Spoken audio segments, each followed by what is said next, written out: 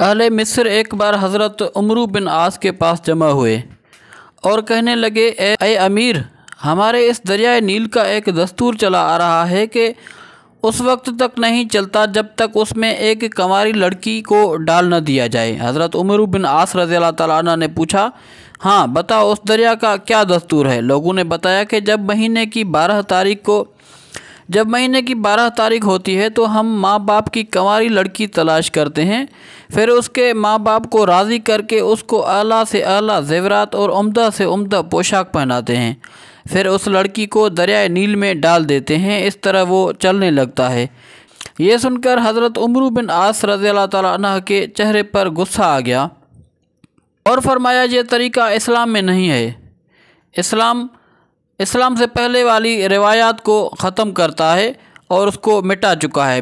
مصر کے لوگوں نے انتظار کیا مگر دریائے نیل میں کوئی فرق نہیں آیا، تھوڑا بہت پانی بھی اس میں نہیں آیا، یہاں تک کہ لوگوں نے وہاں سے کوچ کرنے کا ارادہ کر لیا۔ چنانچہ حضرت عمرو بن عاص رضی اللہ تعالیٰ عنہ نے حضرت عمر بن خطاب رضی اللہ تعالیٰ عنہ کو اس کے متعلق خط لکھا، تو حضرت عمر رضی اللہ تعالیٰ عنہ نے جواب میں لکھا کہ تم نے صحیح کہا کہ اسلام سے پہلی والی روایات کو ختم کر چکا ہے۔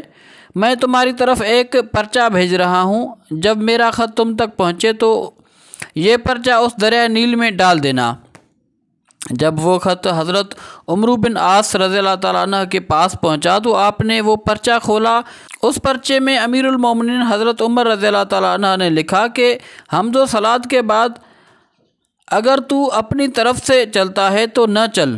دریا سے مخاطب ہوئے کہتے ہیں کہ اگر تو اپنی طرف سے چلتا ہے تو نہ چل، اور اگر واحد قہار ذات خدا سے چلتا ہے تو ہم درخواست کرتے ہیں کہ وہ تجھے چلا دے۔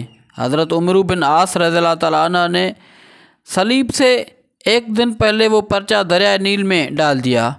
اہل مصر تو وہاں سے کوچ کرنے کی تیاری کر چکے تھے۔